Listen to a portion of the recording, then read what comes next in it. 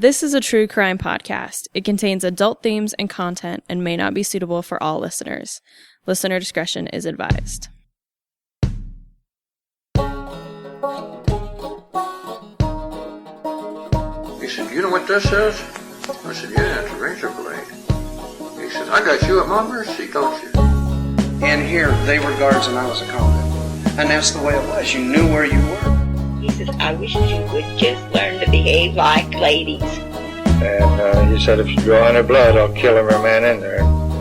So the man dropped the knife and turned to the other men that were with him that he had set loose out of the various cells and said, "Well, he means it. He'll kill us if we don't give up." So they gave up. You do your own number, you do your own time. If you hear something, you keep it within yourself. If you see something, you're blind to it. I don't care if it's a killing or whatever. You just don't see it.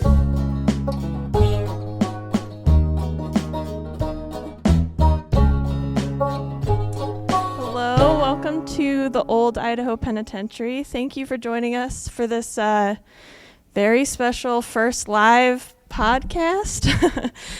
So we're teaming up with Storyfort, part of Treefort Music Festival. As many of you might know, we were supposed to have a music festival on March, and it did not happen because of the pandemic. And we were going to have a first ever Storyfort podcast stage dedicated to podcasts, with a lot of local Boise podcasts and podcasts that we were flying in, and Behind Gray Walls was going to be one of them. So instead of waiting all the way until next September, we thought we would try doing some live events, doing them safely and as best we could. So I want to give a little introduction to the podcast you're going to hear. Behind Gray Walls is a podcast from the Old Idaho Penitentiary about Idaho history, true crime, and the stories of the inmates who lived here. Written and produced by employees of the Historical Society, Anthony and Sky. And they'll do a little more of an introduction. We have a special guest who I'm sure they'll introduce because Sky cannot make it. We have just a couple of events to plug really quick. Storyfort is hosting Scary Fort on the 31st, October 31st at Kin, and that will be announced with tickets very soon. And then they also have a weekly Storyfort Presents podcast that kind of, everything about Treefort Music Festival in general is covered on that podcast. And this night's podcast will be rebroadcasted on there later. So enjoy, and we'll do a little Q&A after if you guys have questions, and I'll bring the microphone around. Thanks.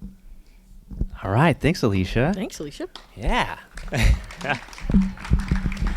Welcome, ladies and gentlemen, to our very first live podcast of Behind Gray Walls. Thank you all for coming out here despite COVID. But it is safe. Yeah. It is safe. We're no in a safer place than prison, right? Yeah.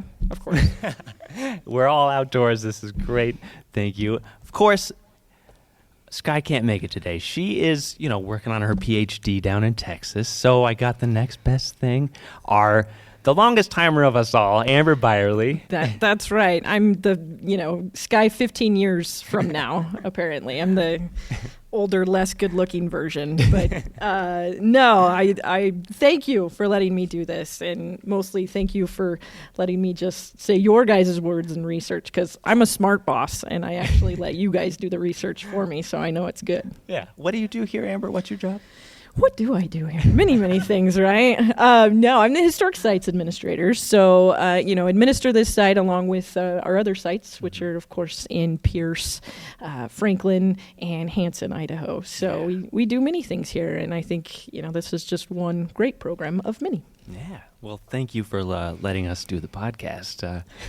Without Amber's approval, we wouldn't be here. So, yeah, this is wonderful. Well, why don't we get started with some true crime stories? Of course, we were supposed to be at Treefort. We wanted to talk about musicians, artists, authors, poets, all these different things.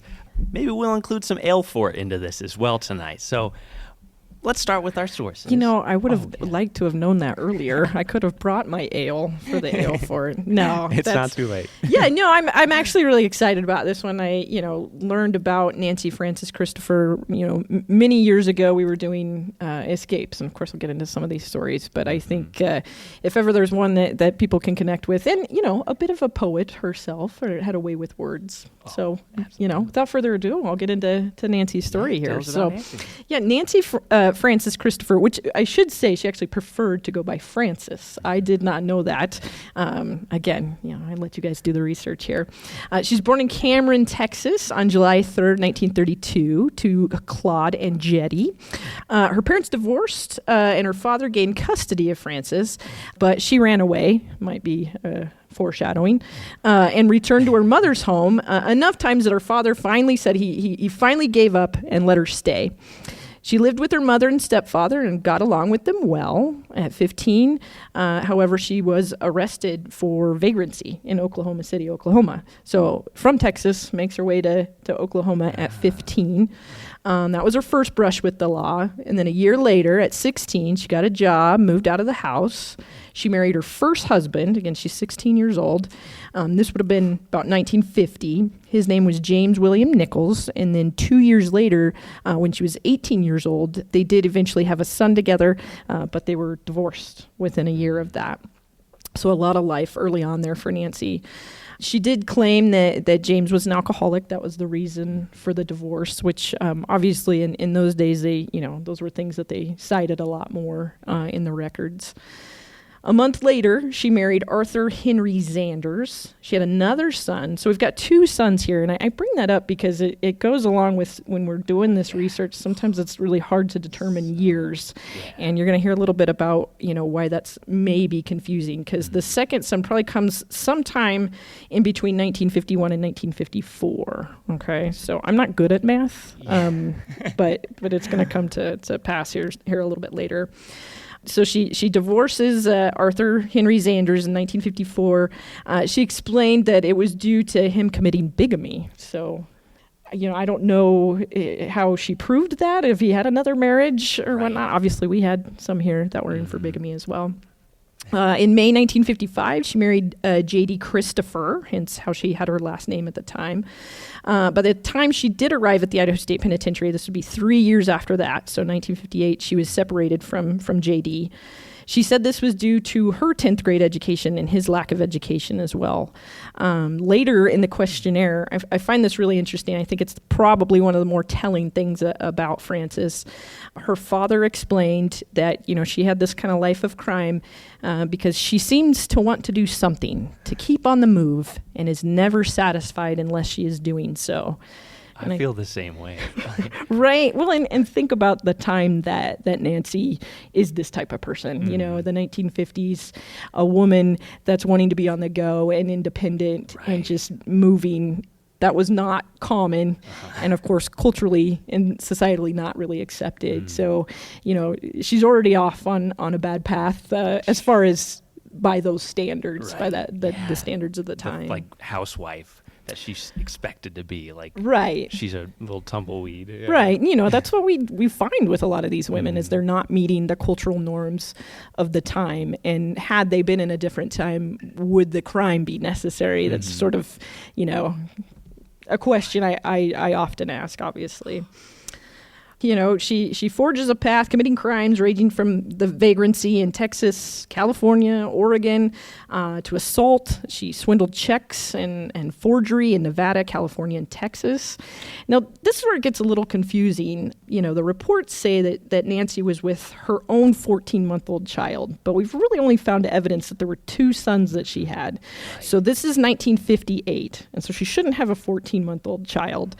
And again, I think this is where as historians, you're making some inferences, and maybe this child was earlier, maybe something was or older, maybe something was lost in communication. But so she's with a child. The report said it was her own child, and then she has her friends from Texas, Marianne Gardner, who we'll hear more about as well, Billy Dingus, and then Richard Kyer, and they come up with this heist. They're in Las Vegas, and they're doing some drinking, doing some gambling over several days. Yeah. It's Vegas. I mean, even if it's the 50s. This is probably a heyday of Vegas, actually. Yeah, absolutely. Fremont Street, all that business. They come up with this idea. They steal this billfold from a woman from Boise who's vacationing there on the Strip. They gamble away all the cash that they stole, and Nancy decides she's going to use her ID to forge checks. So, again, goes along with this, like, she happens to get this billfold from a woman in Boise, and that kind of gets the next step of this, like, she's going to go do something.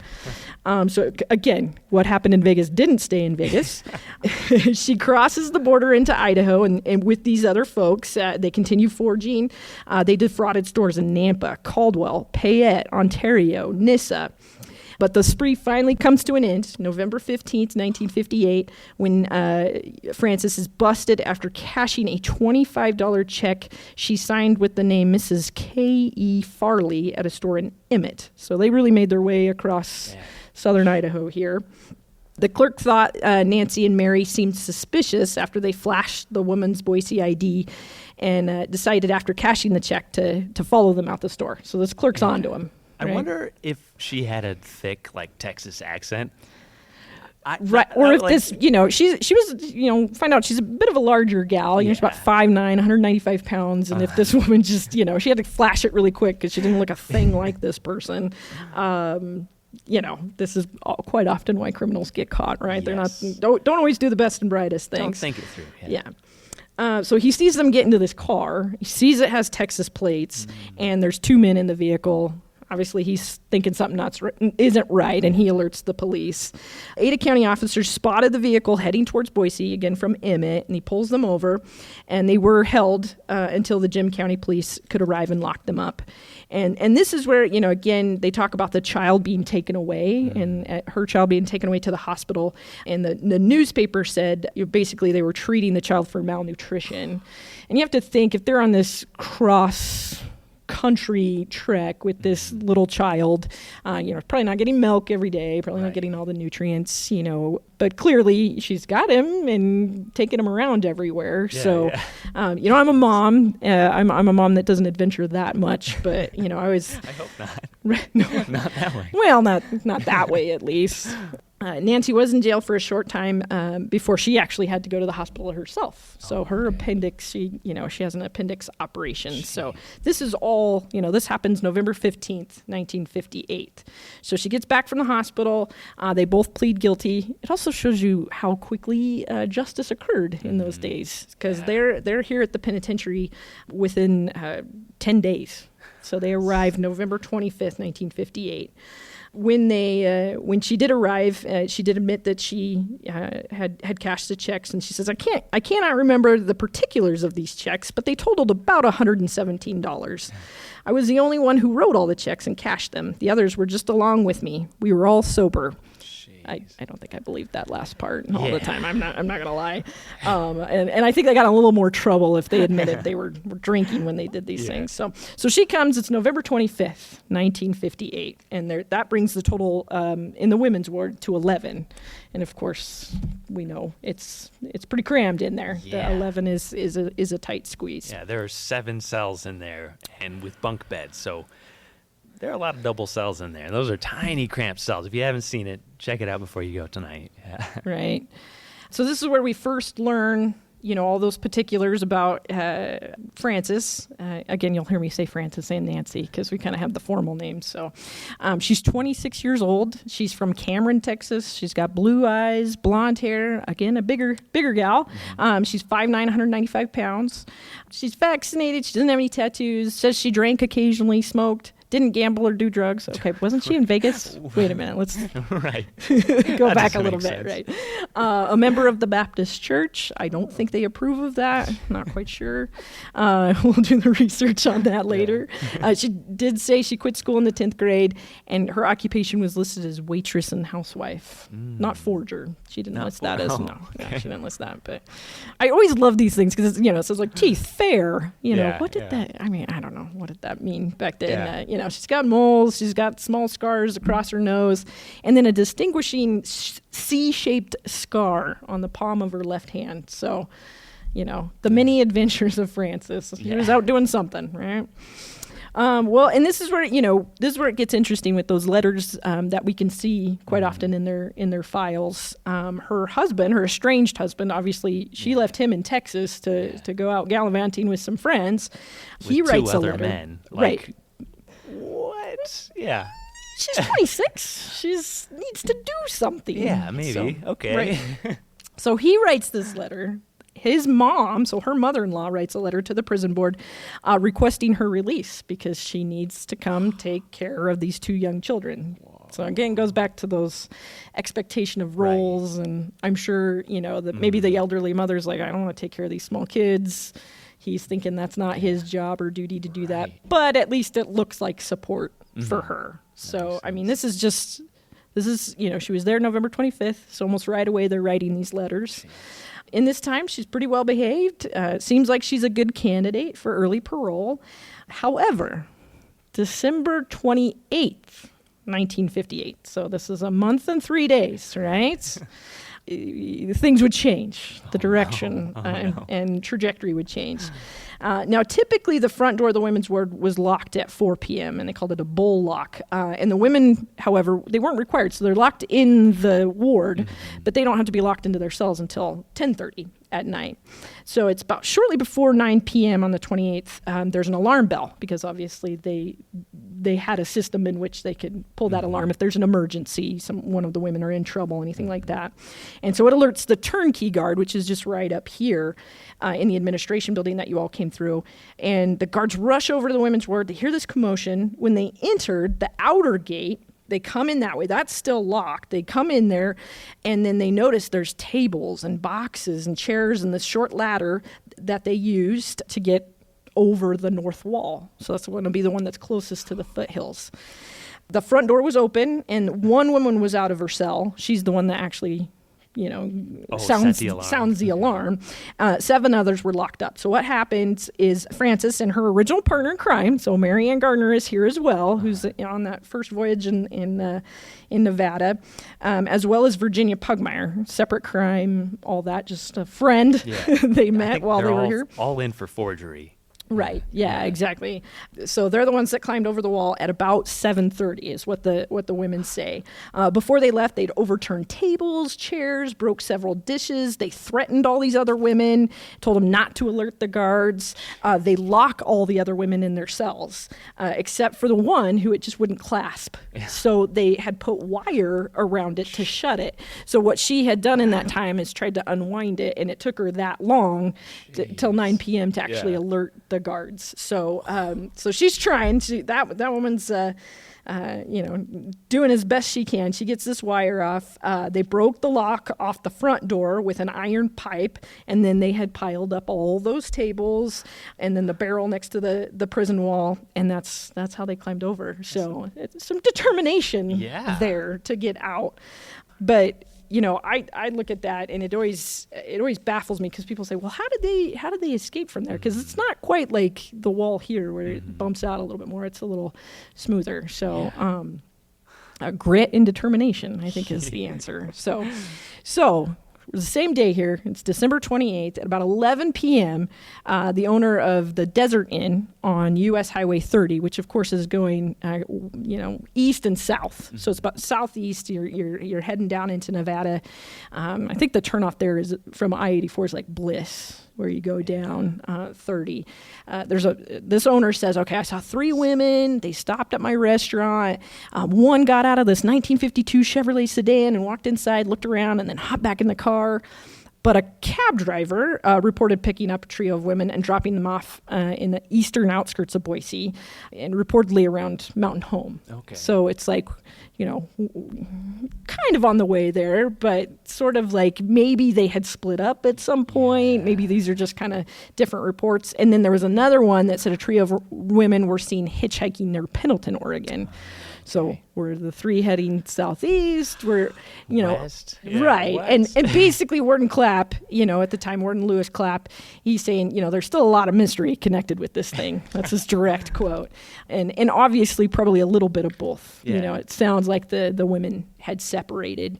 And so Nancy and Marianne kind of went west, make it down to California and split up. And then Virginia, she's the first one that's captured. And just a few days later, she's captured while hitchhiking near Kimberly. So that makes sense that she was doing maybe the Highway 30 there. So she's locked up in the Twin Falls County Jail. She refuses to tell police. No narc here, no chirping from this bird. That's right. So on January 3rd, however, so a couple days after that, January 3rd, 1959, so we're into the new year, Warden Clapp, ring, ring, gets a phone call from Mr. Al Gardner. He is the father of Mary Ann Gardner in El Monte, California. I'm not sure where El Monte is, but it's a long ways from Boise, Idaho. That's quite the trek. Yeah. And he had arrived at her doorstep and, hey, Mom and Dad. And he called the warden immediately. Dad. Wow. Dang. You got my back. I thought it was safe. Clapp told Mr. Gardner, he says, we'll have just tell the authorities, we'll lock her up in the local jail there. We'll collect her. And he said, no, I'll take her back myself. We'll drive all night if necessary to get there Sunday. Dad's a total bummer. Papa don't preach. No. Man, I think she was better off with the local authorities. I want to know what that drive was like. Oh my gosh. Right, is it complete silence? Is it yelling the whole time? I don't know. He also told Warden Clapp that Mary had spilled the beans, that Nancy had split off from Mary in an Oregon town called Tangent near Corvallis. She's the narc. She's the one. Mary was loaded into the car along with her mother and grandmother. Again, I just love this visual. Like, are they just taking turns yelling? Like, okay, when we get to the Nevada line, Grandma, you take over. It's probably one of the only situations where she was like excited to return to prison, right? And, like, be dumped off here. Thank God for the solitude. Get me out of here. And of course, I love, just these comments from Warden Clapp. He had said, Mr. Gardner appeared to be quite a forceful man on his ideas of right and wrong. Apparently, when his daughter appeared at their door, there was only one thing in his mind, and that was to bring her back. He said his daughter told him she wanted to come back, but had trouble making up her mind to do it herself.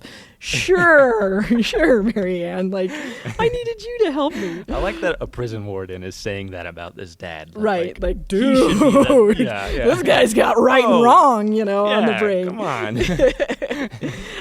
And it sounds like, so apparently she was only at home for like an hour and a half before she comes back to Boise. And again, this is January 3rd, so we're only a few days, a very short trip for her. On January 10th, so now we're a week after Mary Ann has been recaptured, Nancy was then recaptured in Austin, Texas. So she made it near Sky's territory. Yeah, they're in Texas. And of course, why was she busted?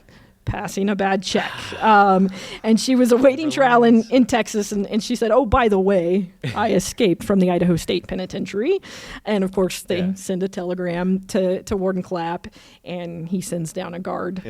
These traveling guards, of course, that we had. I don't blame her. I've heard about, prisons in Texas. It's going, let's go back to Idaho, please. Let's see, Texas prison. Oh, by the way, I escaped from there. I should probably go back. Yeah. So she is finally returned January 31st. So she had not really a month of freedom. She only actually had a week or two of freedom, and then was brought back here.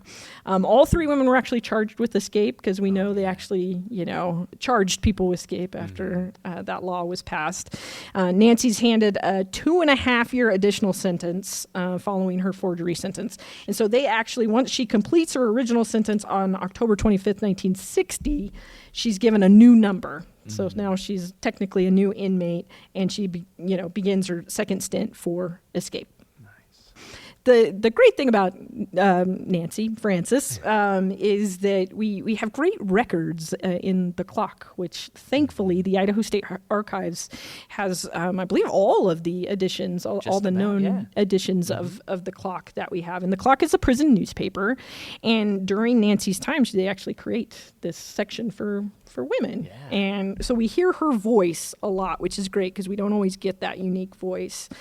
She took classes while she was in the women's ward for bookkeeping. She was described as a very good student, shows a definite advancement, very good attitude, cooperative, helps other girls in their studies. So whatever reason, this escaping thing, she's, trying to do the straight and narrow after that. She also, she takes up writing in the clock, and she wrote and served as the editor in a section that during her tenure, it started as Chris's Corner. So you see that moniker Chris, I guess after her last name, Christopher. Yeah. And then finally they called it the women's section. Or I should say the women's section and then Women's World. Mm-hmm. So, which is the cooler version of Wayne's World, I think, right? No Garth there. And it was usually at the end of the clock. Nobody gets my 90s references, I don't think. At least the live audience, hopefully, once it's recorded. Yeah. When somebody was giggling. Okay, good. Women's World. Women's World. Party time. But so in this thing, she's making it as homey as she possibly can, right? So she's writing book reviews, movies, music. She documented all of the activities, which this is the priceless stuff for us as researchers because we actually know what the daily life was like. And I love it. They used a lot of nicknames for each other, which actually isn't helpful for us all the time because then we have to dig and be like, okay, who's, Little Stump, like who is this person? Curly But top number 2. Right? What? Yeah. Betty Sue. Nobody was named Elizabeth. Who is Betty Sue? But just kind of the general mood of what was going on. And she also writes some poetry while she's in there. Yeah. I love these quotes, and they're some of them are going to be a little bit longer, but they're just that good. I just want Francis's voice to come out as much as possible. And so in August 1960, she says, among the various activities engaged by the women, one remains outstanding, the art of dressing dolls. This is me speaking now. What? Apparently, that's among everything, dressing dolls. How old are these women? This is okay. All right, back to Francis. Several of the women are occupied with this hobby, and quite often their efforts are rewarded with a beautiful creation. From the doll dressed in a fancy crocheted ball gown to the old-fashioned doll dressed in print, the parade continues with the dolls attired in the model of our foreign countries, including Norway. That was a purposeful pause. Sweden, Germany, and the Orient, as well as the fashion of our newest state, Hawaii. History lesson there as well. Okay, back to Francis here. A hobby such as this is rewarding, serving to keep the mind occupied and giving one a feeling of accomplishment. Oh. Do you get the sense here that maybe, Chris, Francis, Nancy, her audience may not always be the women or anyone else. It's look how well I'm doing. Yeah, maybe the parole board or the warden. Look at this very womanly thing that I am doing. I'm getting back to the cultural norms. Yeah. Tongue in cheek, of course. In September 1960, she also had another great article. This one being a little more accurate, and I think you really hear a little bit more of who Francis actually was. And she says a woman inside prison walls is looked upon as being hard and cold as steel, but is she? Trying to analyze the heart of a woman in prison, locked away from home and loved ones, is like trying to see through a steel door.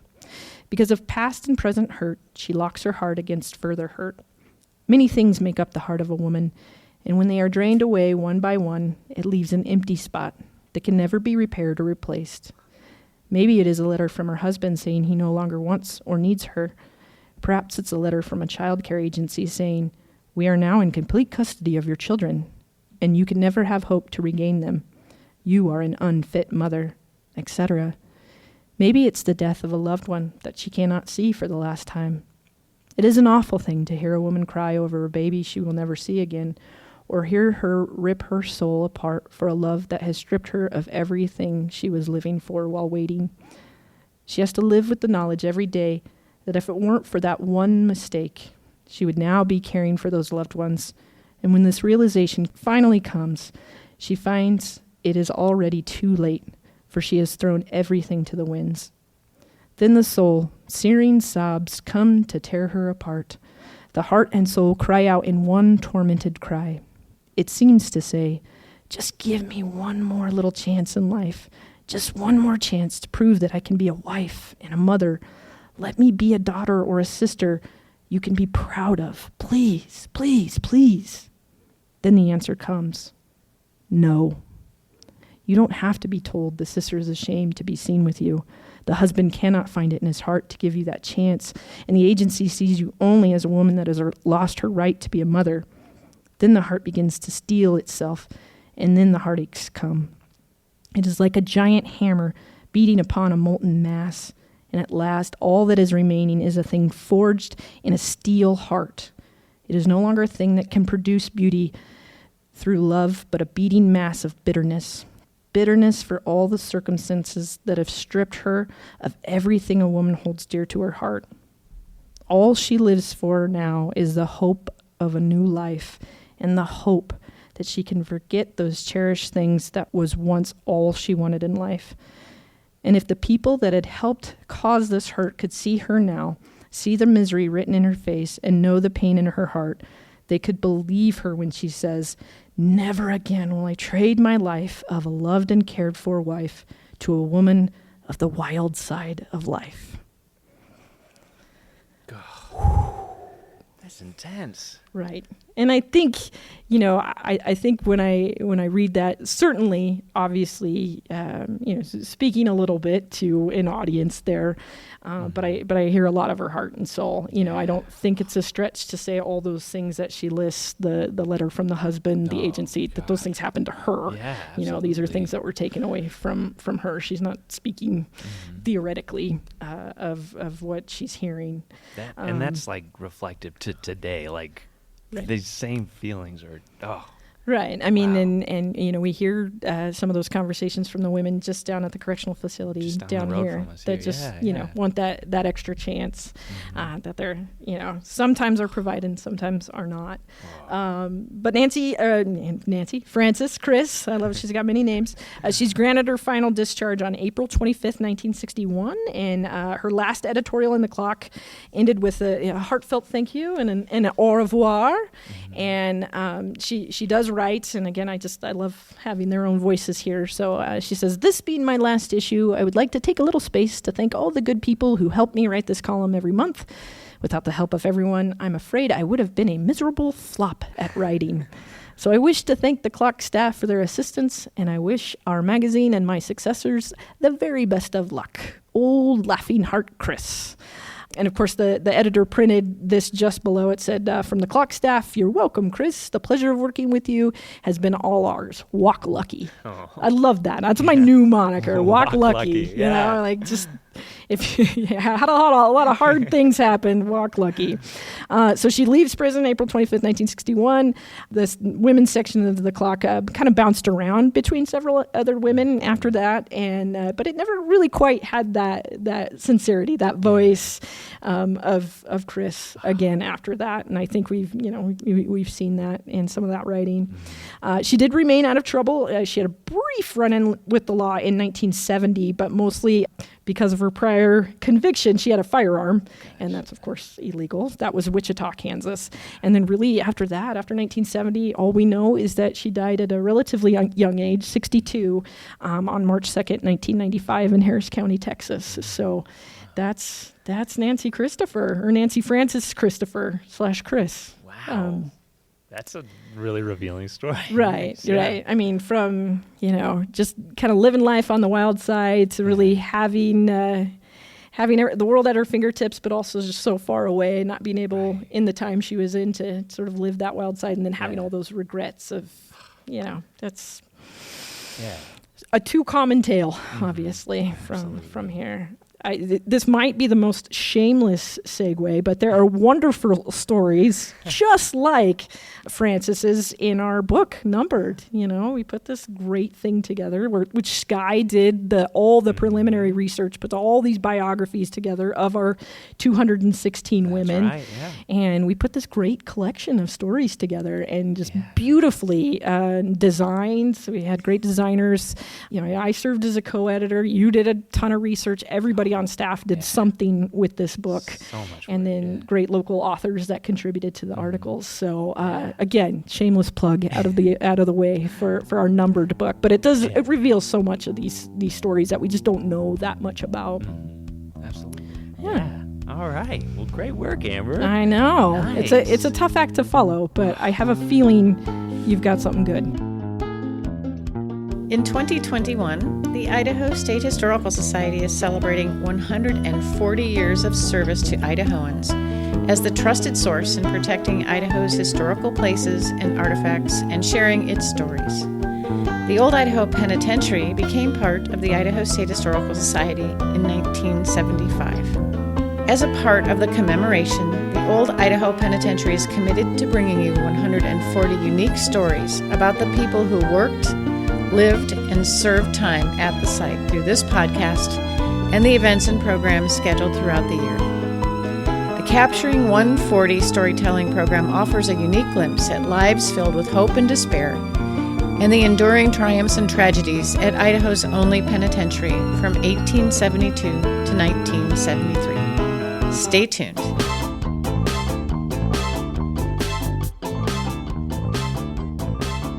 Well, I've got a different sort of artist here today. I've got a fellow named Harley Carringer. Just to go off sources today for all of our podcasts, Idaho Daily Statesman, of course, Library of Congress, Chronicling America, the inmate files for both Nancy Christopher and Harley Carringer, articles from The Clock, of course, oral histories that were taken with former guards and inmates, and you'll hear some of those tonight. And Jonas Franklin Galano Gulich Starr and his diamond-studded Gretsch guitar in concert at the Idaho State Penitentiary, which we're all going to listen to here in just a moment. That's a really simple name that you just said. It is, yeah. So Harley Carringer, number 8204 and number 12325, he was born with a twin brother named Charlie on October 28, 1930 in Robbinsville, North Carolina, to Will and Mary Carringer. In total, there were 5 Carringer children, 4 boys and 1 girl, and by 1935, the family moved to Pocatello, the gateway city. It's a hub for railways here in the Northwest. So he had kind of a similar childhood to Nancy Christopher. His parents actually divorced when he was 8 years old, and his mother actually filed for a divorce, charging Will with nagging. So the wife is charging the husband with nagging, and she was upset because, quote, she had to labor and work to help maintain the home, and she was also upset because he was jealous of her because she, quote, was entertaining other men. Yeah, so... It's a strange admission. Yeah. Yeah, a little. She was just entertaining, though. Yeah. Just We're entertaining. Probably not the same way, no, I'm going to guess. I don't think so. Right. Yeah, so little Charlie and little Harley and one of their older brothers stayed with Dad, and then the oldest brother and the daughter, the youngest, went with Mom. And it wasn't long until everything started to crumble for little Harley Carringer. He started to act out. He got to 5th grade. And after that, he was sent to the industrial school in St. Anthony, which is kind of near, it's in Fremont County in eastern Idaho, kind of near the Wyoming border, Rexburg, Idaho Falls area. This industrial school was for the problem children. We didn't really have any sort of place before this, and that industrial school was open from 1903 to 1970. Couldn't find what crimes he committed, what landed him there. It was probably petty theft, just little things like that. But we see the very first start of his art when he's 14, and he and 4 other boys escape from the industrial school. We're going to see a couple of these escapes here in just a moment. But I couldn't find any details on this. And then when he came to the institution, he actually reported that he escaped from the industrial school twice while he was there. So he gets out of this school about 18, around 1948, 1949, and he finds a job working at the railways back in Pocatello. and he works as a janitor, and he works as a carpenter, a scrap sorter, just kind of really menial, low-level jobs.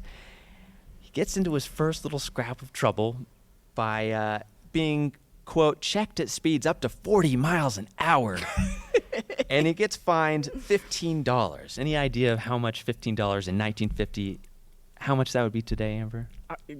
Math, Anthony. Remember, I can't do math. Any but, guesses? Yeah. $100. $161.27. That's quite a bit for a 20-year-old scrap sorter, janitor, right? And so he failed to pay this fine, and I think he decided he was going to collect the money by committing a burglary in the nighttime at Sands Loan and Jewelry Company store on September 16th, 1950, with two buddies of his. So they got into this cafe that adjoined this jewelry store. It was called the Mint Cafe, and they had scouted it out. They realized that there was attic access from the restroom in this cafe. So they go into this late at night. They bust into the cafe. That's no problem. They go into the bathroom. They climb into the attic. They get into the jewelry store. They end up walking off with, quote, 50 watches, several trays of rings, 7 guns. I don't know why they had so many guns in this jewelry store. A $60 silver belt buckle, an overcoat, and a variety of other items. Not a week goes by before all these are found at Harley's house. All of the items are at his home where he's busted, and the trio is sent to the Bannock County Jail, and they sit there until October 4th, 1950, when around 1 a.m., Harley and his partner Garth Reynolds, they actually saw their way out of their cell, and they lower themselves from the second tier and escape. They used strips of blankets. They didn't get very far because they had put these strips of blankets in the trash can of this woman. She said, this, quote, housewife reported that she had found some knotted blankets in her garbage can. And that was right next door to the jail. And so she alerts the police. They immediately run upstairs, and they're on the lookout. So Garth is actually captured the next day. He's passed out in a convertible that he had stolen. With you always is Garth. See, it always comes back. I know, Garth. Yeah. So he had actually 3 stolen guns in his possession, including a pearl-handed revolver belonging to the Bannock County Sheriff. Yeah, so he's brazen. He's very brazen. He reports that he had let Harley out near Montpelier because Harley wanted to go back to Pocatello and collect a couple things. And Harley's on the lam. He's actually captured November 9th, a month later, when he's arrested in Knoxville, Tennessee. I don't know. That's not the same direction as Pocatello. I know. That's the opposite way. So I think Garth gave him a little bit of a head start. A little bit of a head start, yeah. So the FBI actually collects him. He brings him back to the Bannock County Jail. They both are convicted, and he is sentenced to 14 years here at the Idaho State Penitentiary. He enters on May 2nd, 1951, so kind of a similar time, as number 8204. And here's Bertillon form. When you arrived, you got all your measurements taken and all that stuff. So, of course, male, white American. He's 20 years old. He's born in North Carolina, Robbinsville. His eyes are hazel. His hair is light brown. He's 68.5 inches tall, or 5'8.5". He's 125 pounds, so he's really thin. He's got a medium complexion, no deformities. He has 2 tattoos. He smoked and drank but didn't gamble or do drugs, and he was raised Baptist. So that's trouble right there. Apparently. I mean, just gauging off of this. Right, yeah. They have a lot of similarities. His teeth were in good condition. He had a small scars like all over his arms and hands, his knees, and his shins. And he also had this weird unidentified tattoo on his left hand next to the letters NY. He probably got those maybe in the industrial school. I couldn't figure out what NY could have meant. He seemed to get along well in prison. He worked at the Eagle Island, the prison farm, where they raised cattle and pigs and grew most of their food here. And he actually went to school for plumbing, and he really hoped, he kept writing to the parole board, hey, look at my grades, I'd love to get a job in the plumbing field. If you release me soon, I could probably get something lined up. He applies, and they refuse him the first time. They say, no, you got to stay there a little bit longer. He's finally granted a parole on April 15th, 1952, after serving just under a year. So while he's paroled, he actually marries a woman named Nola Hammond back in Pocatello. He's 21 at this point, and she's 17. and she's from Kansas. They get married on July 18th, 1952. The honeymoon lasts through the end of that year, and then March 1953, Harley tries to double-cross a farmer. This, over about a week, this farmer had lost about 26 chickens, and they weren't like laying chickens or anything like that, hens. They were these weird, strange, rare chickens that he wanted to enter into a competition. So 26 of these things that are like priceless but also kind of worthless. He's upset. So he said, quote, "I was watching the coops from the lava ledge and saw a car stop on the highway. A man emerged from the car, and it went on. He walked into the coop and came out with 9 chickens. At first, the man stopped, but when I started to climb down the ladder to the coop level, he ran. And the farmer actually picked up a 16-gauge shotgun, and he fired both rounds into the direction of Harley. But Harley kept going, so he's like, I must have missed him. Well, quote, pellets had gone through the right upper arm and nearly through the right side of Harley's body. His brother was the getaway driver. He ran to his brother's car. They went to the hospital. Harley was busted soon after, but he spent quite a bit of time at the hospital. He finally was called a parole violator, March 11, 1954, and after several months, he returned to the institution here on September 16th, 1954. It's not something to balk at. Right. Chickens. Did you get that? That's good. I That's have to really good. explain most of my jokes. Balk at That's about true. chickens. 26. So- I'll let you continue, Anthony. Yeah. So, I'm sorry. Yeah, so he gets paroled. So he enters the prison May 20th, 1953, and then he gets paroled March 11th, 1954. But that doesn't last long because September 16th, 1954, he gets busted again for another thing. He is busted in Delta, Colorado for burglary, and he gets set into a cell with this ex-con from California. And weirdly, this Delta jail, it was this tiny little town, they didn't have a jailer in there full time. So most of the prisoners were just left there alone all day. Yeah, you can see where this is probably going. Just like the Bannock County Jail, Harley was able to saw his way out of the cell on December 13th and make a run for it. And they had actually, somehow this woman was walking by. Her name was Mrs. Faye Michael. And they were like, hey, come here. They convinced her to bring them a hacksaw. And so that's how they escaped. They somehow sweet-talked this woman to bring her this. So she actually gets busted, and she pleads insanity, and she gets sent to the state hospital. Yeah. Well, I mean, it's a good defense. You have to be crazy to just randomly give someone Right, a yeah. hacksaw. Yeah.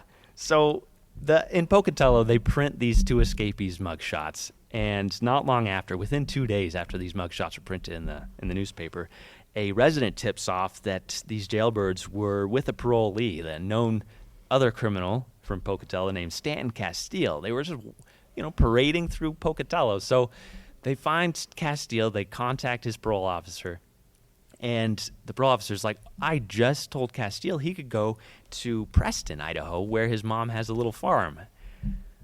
Bingo. So they sent some troopers. They all rush over there, and word somehow got tipped off because these 2 escapees headed south. They headed towards Nevada. Finally, they're spotted 2 weeks later, December 27th, in Mina, Nevada, which is southeast of Reno. Yeah. Mina. Thank you. I've got a couple of Nevadans. Oh, Thank you. there. Yeah. Hey. Nevadans. That's here. why we do it in front of a live audience. So there's actually a chase when they're spotted, and they end up in Hawthorne, where they run off the road and arrested.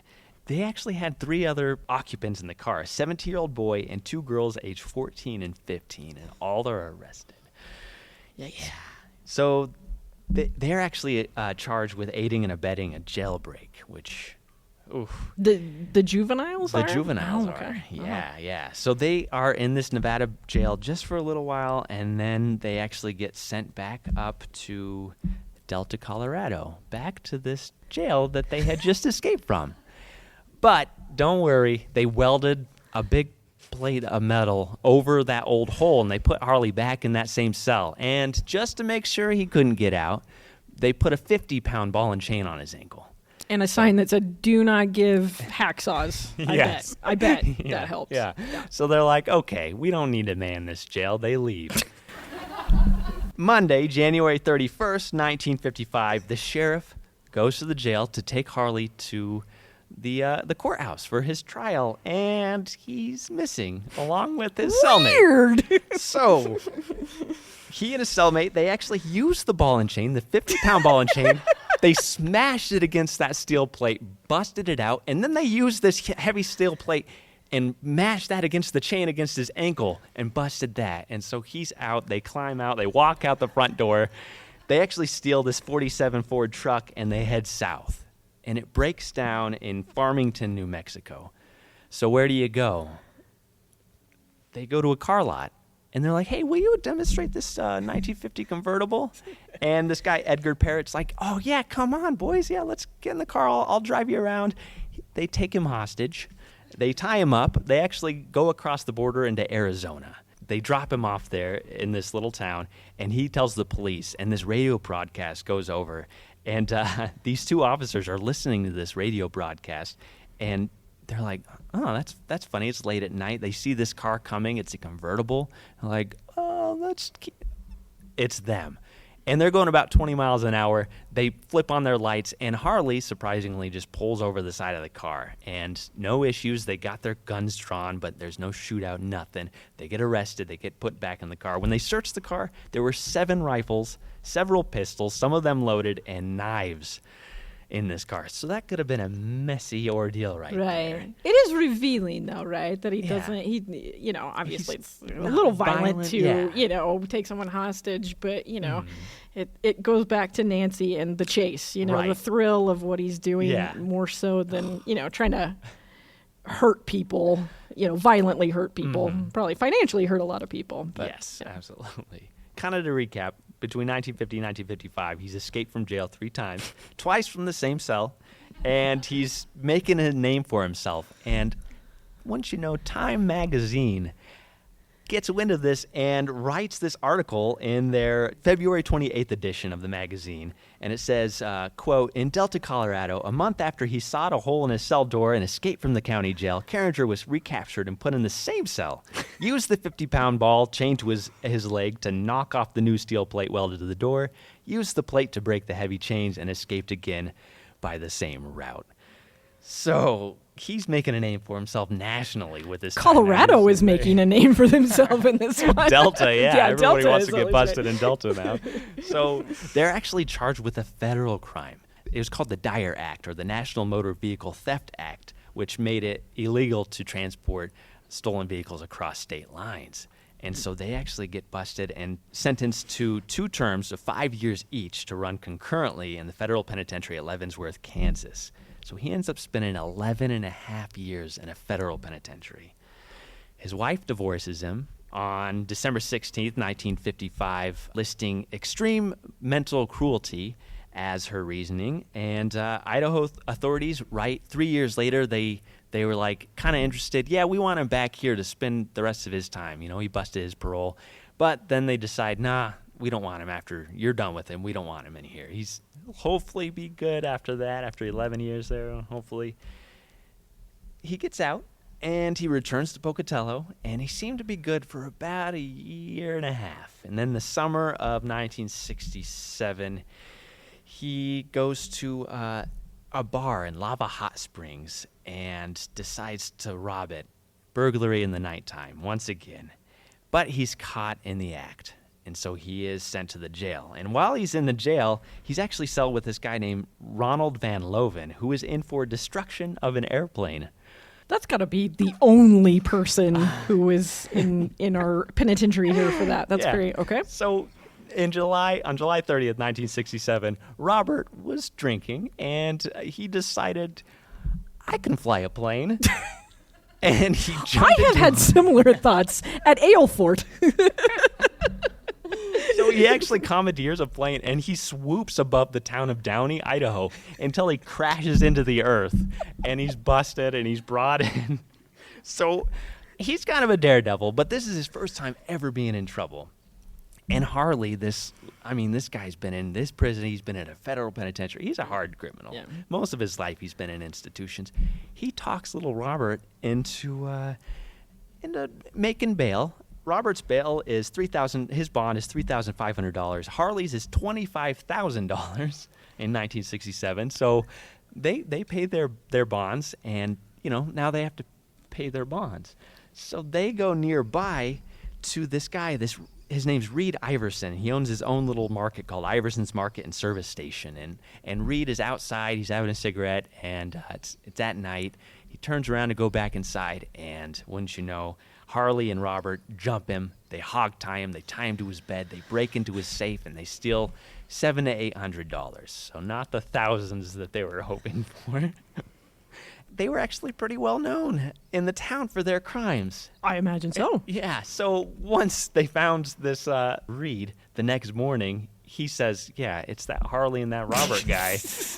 And so they're busted almost immediately, and they're brought back to the jailhouse.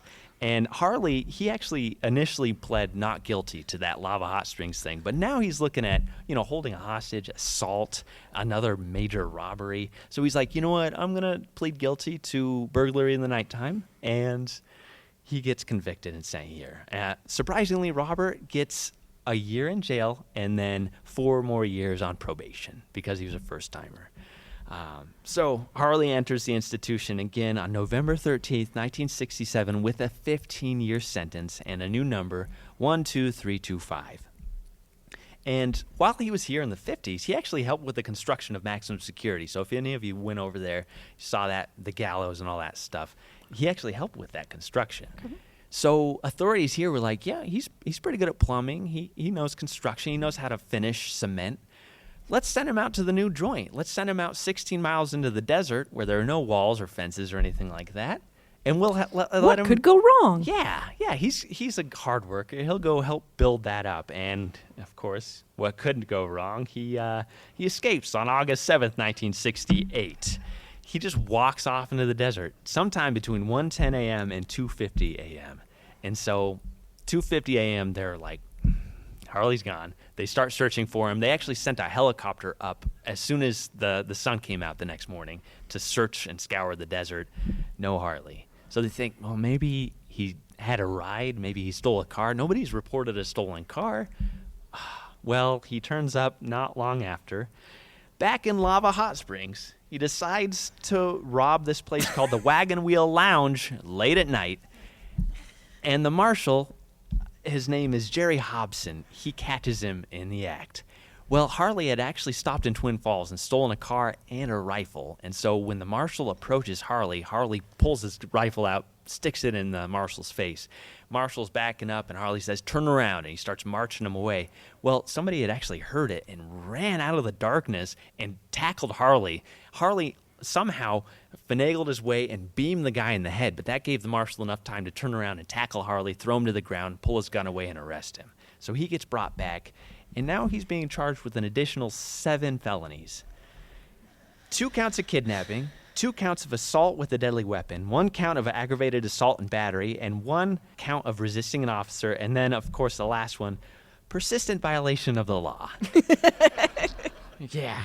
So... in here, he's also looking at a count of escape, and then, of course, the robbery in Twin Falls, stealing a car. He's looking at possibly 10 felonies he's going to deal with. He pleads innocent initially to all of them, and then finally he decides in April of 1969 to plead guilty to 3 of them. Resisting an officer, aggravated assault and battery, and assault with a deadly weapon. And he's handed 8 more years on top of the 15 that he was already looking at. So we've established he's an escape artist. That's his artistic talent. He was good with creating buildings. He was good with cement and all that. The other thing that he was famous for was actually brewing a special concoction that we call squawky here in Idaho, prison wine. And he was very well known for making all this. And they made prison wine out of everything. I've heard potato peelings, right, oranges, apples, whatever it was, and they grew all their own food, so they had access to that. We have oral histories where guards found 50-gallon barrels in the basement of the dining hall where they had, a fake top on top. It looked like it was a giant barrel of potatoes. It's really about, 20 potatoes and then 40 gallons of squawky underneath that. One of my favorite places that actually a former inmate told me a couple of years ago, this guy was in charge of filling all the fire extinguishers, and they were the old pump ones. That wasn't water in those things. He was brewing squawky in those, and he would be like, excuse me, guard, I need to go into the walkway. He'd fill up his can, and he'd be like, oh, I got to go take this out and just start another batch. And he would just do this and fill everybody up with that. So we actually have some oral histories here. He was probably the fire safety officer, too. He was making Right. sure there was no fires I ever. think it kind of yeah. explains what we're looking at right here. Yeah. Not a very effective fire extinguisher. So we have an oral history from February 22nd, 1979 with Ron Bacon. Oh, not that. You were ready to rock and roll. I was. Hey, I don't know how you can rock this story anymore. I can't believe there's more to Harley. Ron Bacon, Robert Greenswig, Dick Burney, and Tommy McPhee, they're all in the institution during this interview here.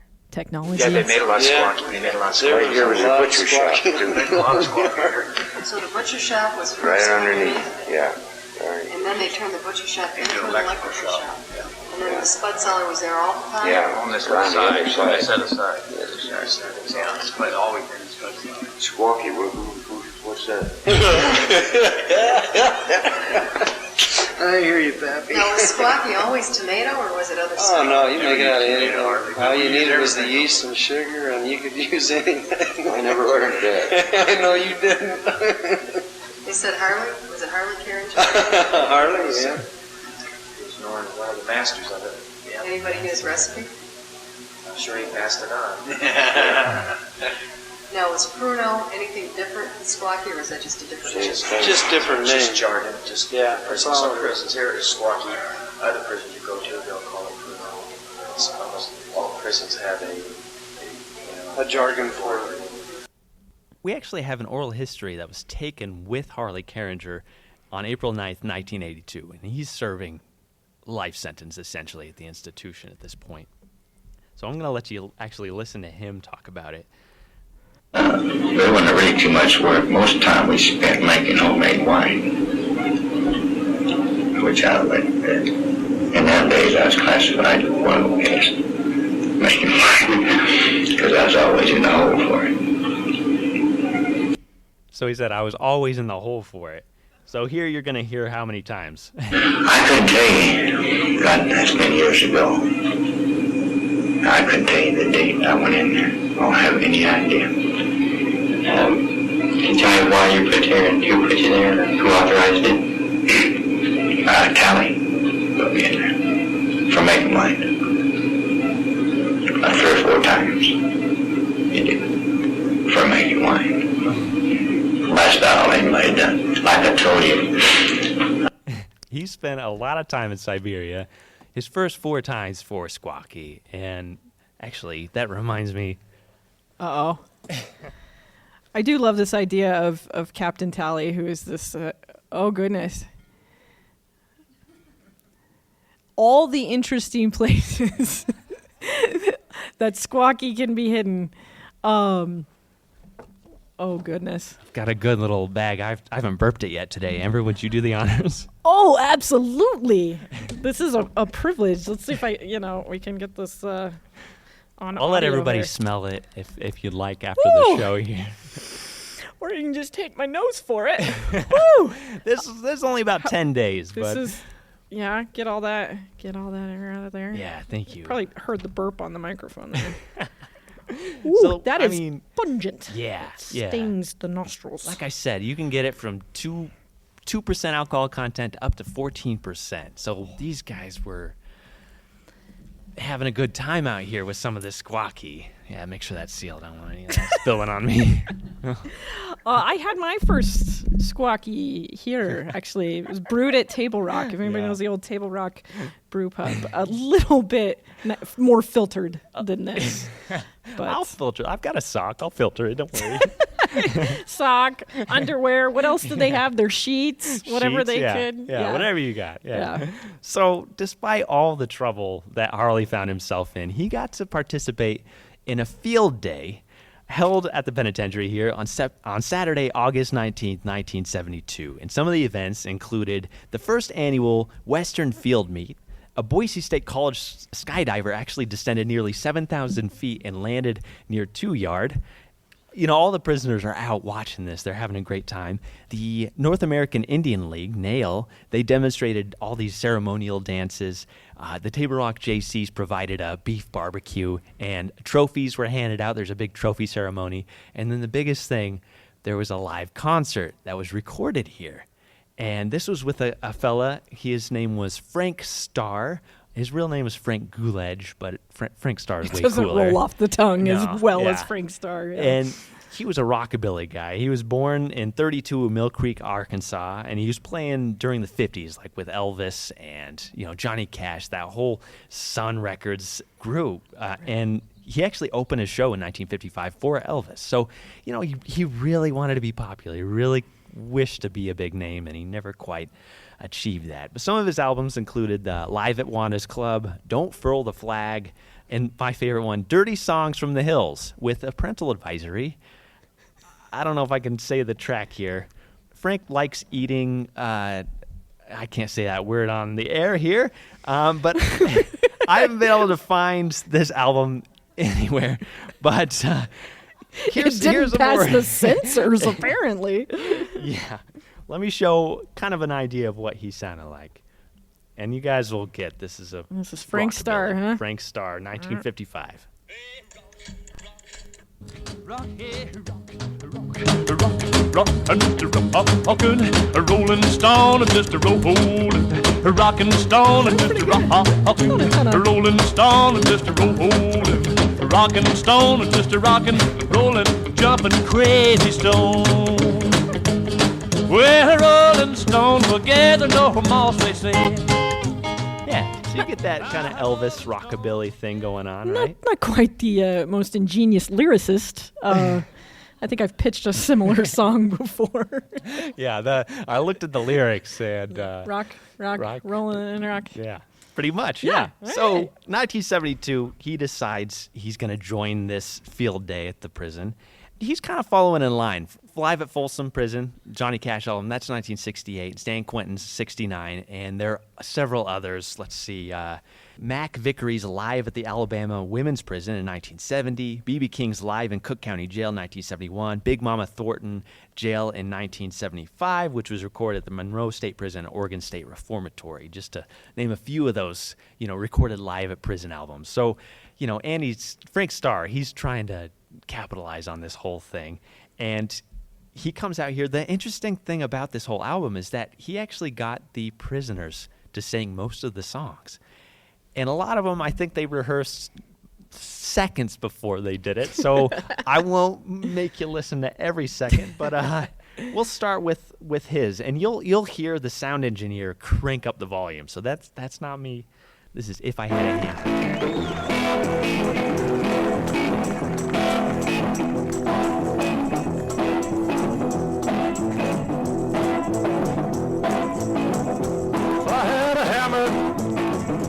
Hammer in the morning, hammer in the evening, all over this land.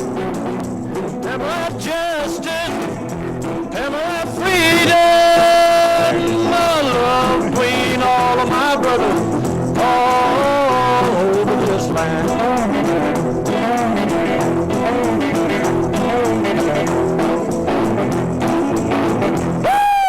That's it. Okay. So very late 60s, 70s, I'd hammer out danger, I'd hammer out a warning, I'd hammer out love between my brothers and my sisters all over this land. This was followed by an old country tune called Swingin' Doors, sung by a prisoner named Everett Bond. And this is literally the most twang ever captured on vinyl.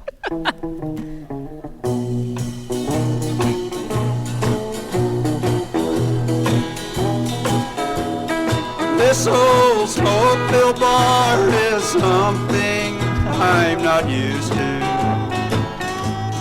I gave up my home to see you satisfied.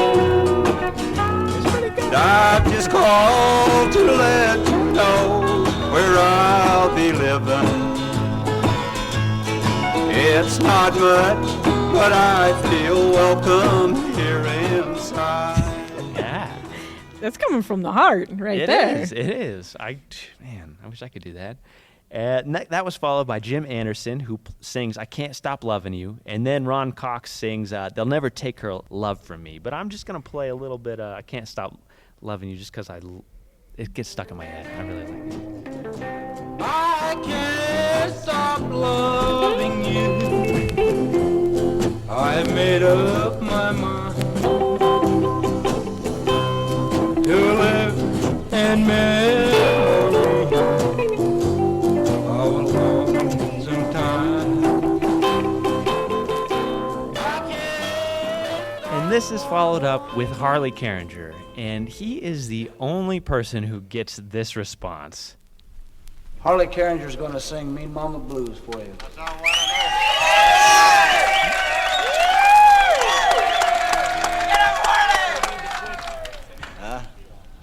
Yeah. How much squawky do you think that audience is drinking right here? So we'll play a little bit. And it's literally, this is my favorite track on the whole album, and you'll see why in just a moment. So let's hear that intro. Harley Carringer's going to sing Mean Mama Blues for you.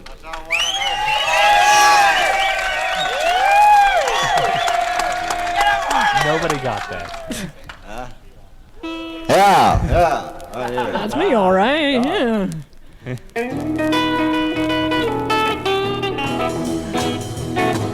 I like to mean women, almost any street.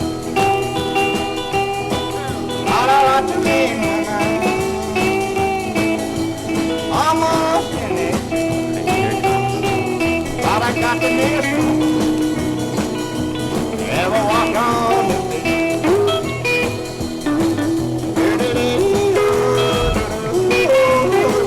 He's a yodeler. Squawky will do that to you.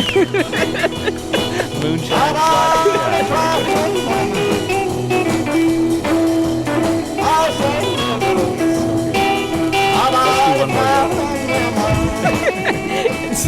Said every great artist.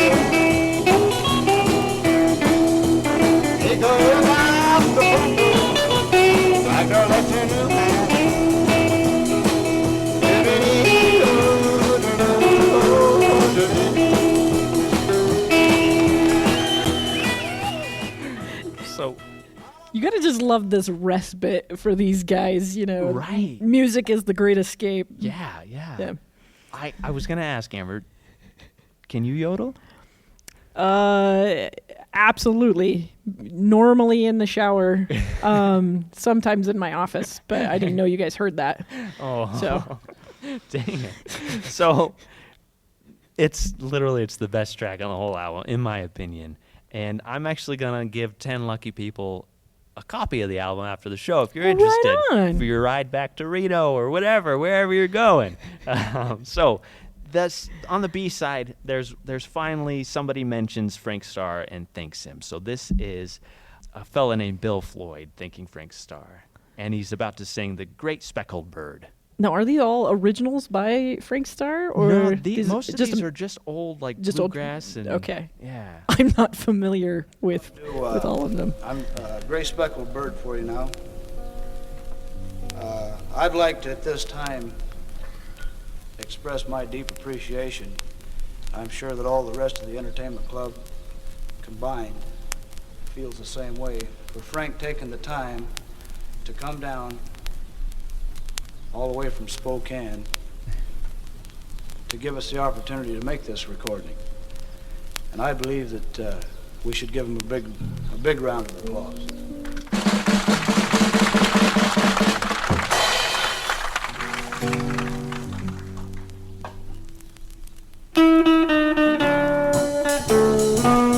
The opening line is the best. What a beautiful thought I am thinking. Oh, What a beautiful thought I'm thinking. what a beautiful thought. I I'm love thinking. it. Yeah. You know, you have to think, Frank, and even just some of these guys get a kick out of the fact that we were listening to this, Right.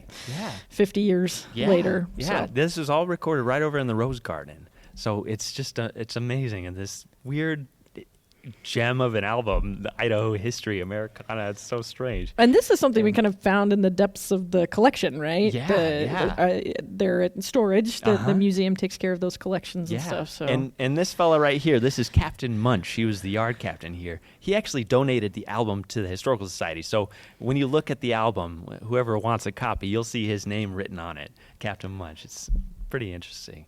So this album is not well recorded.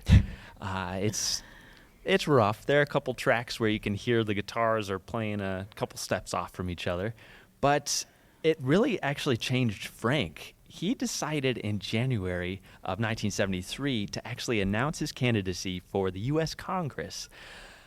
And his platform, basically, he said that his interest was stimulated by the concert at the penitentiary, and he described the failures of the correctional system as a threat to the safety and well-being of the nation. He called for prisons to be staffed by well-trained, adequately paid personnel, an emphasis on psychiatry for prisoners, and a restructuring of the institution to allow a system of self-government within the prison.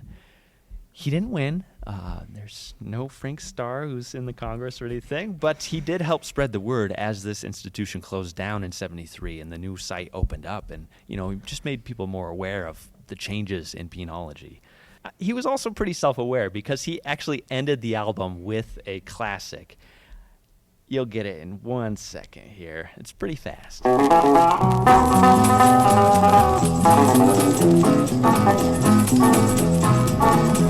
I hear that train a-comin', it's rollin' round the bend, and I ain't seen the sunshine since I don't know when.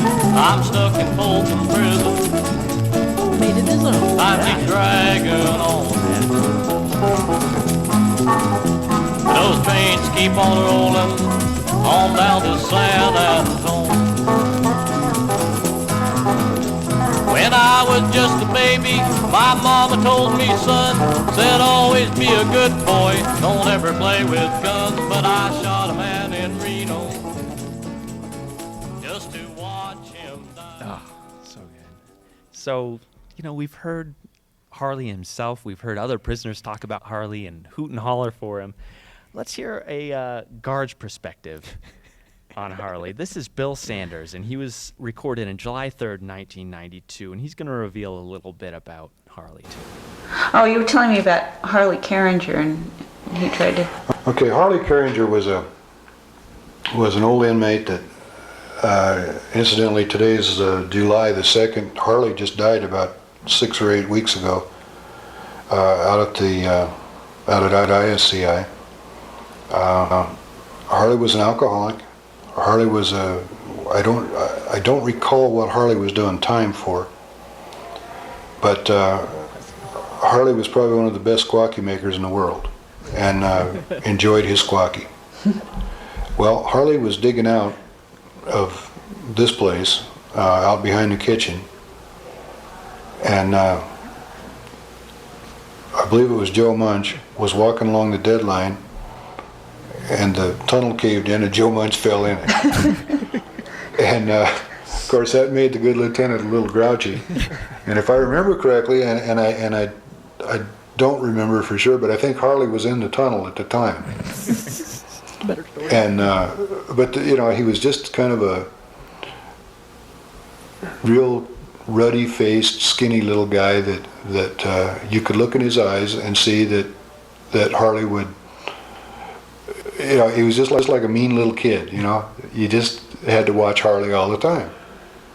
And so finally, I think it was probably Harley's liver gave up the ghost here just a while back, and he just up and cacked on us. But he was an interesting individual. But he'd been in and out of prisons for probably 30, 40 years. And, that was his home. He was institutionalized, and that's where he's at. Harley died on February 11th, 1992, while serving out basically a life sentence in prison. And that's it. Does anybody have any questions? The life and times of Harley. Oh, wow. Isn't that wild? All the escapes and We have a recording. I definitely find it interesting, almost, that sort of matter-of-fact tone that the guard, Bill Sanders, had about, this understanding that they had about these kind of harder cases. It's slash endearing, but also, just like, you had to keep an eye on this character, but, they also probably made him laugh quite a bit with just all his antics and... Yeah, you knew what you got. Like, right. Yeah, with Harley, for sure. All right. No. All right. Does anybody have any questions? You covered it all. I mean, for goodness sakes, you guys and your research. Where was the album sold? Like, was that album actually available at local record stores? Yeah, was the album available and sold at local record stores, or what's the story there? Check one out here. So it says $5 on the front, and that's the extent of what we have. That's the extent of it. Yeah, I don't know how many were pressed. There's not a lot. Frank Starr's phone number, his phone number is on the back, 208-682-33. So, yeah, probably toured really around with it, Yeah, exactly. It was probably while he was touring. He was also a preacher, and so gospel singer. Like most of those rockabilly guys, they found God and they became preachers and gospel singers the end of their lives, and that's exactly what happened with him. So I imagine he's probably just slinging them out of the back of his van after shows, and just like we still do. As musicians. Yeah, that's a great question, though. Yeah, any others? Yeah. Asking about escape attempts, because you identified him escaping from ISCI, but did he ever try to escape from here? I did not find any documented evidence of him making it out. So most of the time we only hear about it if they're successful. So like the attempt usually with that we attempts, heard. you'll hear some attempts. Yeah, so I didn't he find never any successfully other evidence escaped here, or else they probably would have had a record of it. Yeah, so. for sure. Yeah, in the back.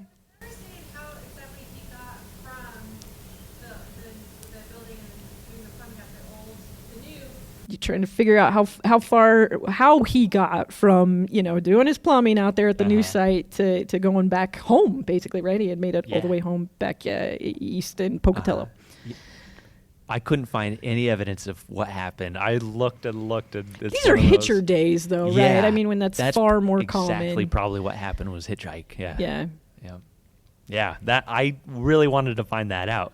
And there was all this speculation in all the newspaper articles, but none specified. All it said was he stole a car from Twin Falls, so somehow he made it to far. Twin Falls. Yeah, and stole that rifle in Twin Falls, and then next thing you know, he's busted in the middle of the night. Yeah. And if he had help, he wasn't talking. Oh. He wasn't going to chirp about it. No. Being a lifer like that. So. Yeah. All right. Any other questions? Ooh, the squawky recipe. Yeah, you got to spill it. I've had this. So it's not always that bad. It actually sometimes is okay. Take that as a compliment. You should. You should. So this is probably my 6th or 7th batch, and I've been working with mostly Red Delicious apples. They're my favorite apple. I'm like the last person in the world who still eats those. He's an old man with his Red Delicious. I am 90 years old with my Red Delicious. But that and sugar. Of course, lots of packets of sugar, and then I use Dave's Killer Bread because that seems appropriate, and and then I just mash it up, and I don't let my wife know about this, but I use the Cuisinart to really get this one fine. I really wanted to see how much alcohol content I could get. Uh-oh, you're getting in trouble when you get home. It is. I mean, it's stupid simple, right? That's the whole point. Is they could, not a lot of work, and they just get wasted off of this stuff. Oh, for sure. Yeah, and they would sit all along this back patio, and they had these water bottles that they'd fill with squawky, and they would just sit there for hours every day during their free time and just drink and get drunk. Now, there is a wonderful story about a guard saying he could sniff it out, right? Yes, yeah. His name was John Williams. Big John is what they call him. Huge, massive man. I actually got to interview his son a couple weeks ago, and anytime that prisoners were acting strange, they'd be like, all right, send Big John in. And he could smell this stuff. And so I asked his son a couple weeks ago, I was like, why was he so good at that?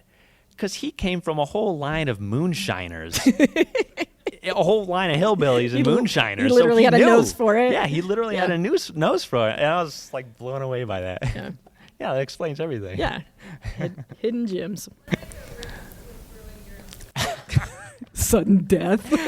What are the risks? What are the risks of brewing your own squawky? That is a good question because it's not for the faint of heart. All right, having too good of a time. Really, really bad hangovers, headaches, but the biggest risk is botulism. And there were prisoners like in Arizona 4 or 5 years ago who caught botulism and almost died from brewing some squawky. So definitely don't recommend it. I have recipe cards for everybody if you're interested. But there are big warnings on the back that you can die from this. But, you know, we're all in like quarantine, right? So quarantine times. Your risk was coming out this evening, so. All right. Anything else? Well, thanks. This was fun. Thanks for letting me be a part of this. And Sky will be back soon, everyone. Yes, Have no fear. Yeah. And we'll definitely look forward to the next episode. Yeah, we love to end with a little saying here. Do your own time. Do your own number. And we'll see you all again soon. Thank you for coming.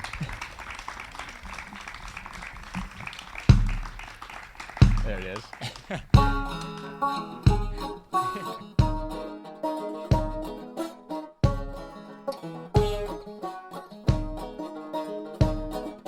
If you enjoyed Behind Gray Walls, please rate, review, and subscribe on your favorite podcast app so you never miss an episode. Not only do we get to hear your feedback about the show, but it helps others find us as well. If you're interested in finding out more about the podcast and to see mugshots of the inmates featured in today's episode, follow our Facebook group at Behind Gray Walls Podcast. And new this season, we have a podcast Instagram as well. You can find us on Instagram at Behind Gray Walls Pod.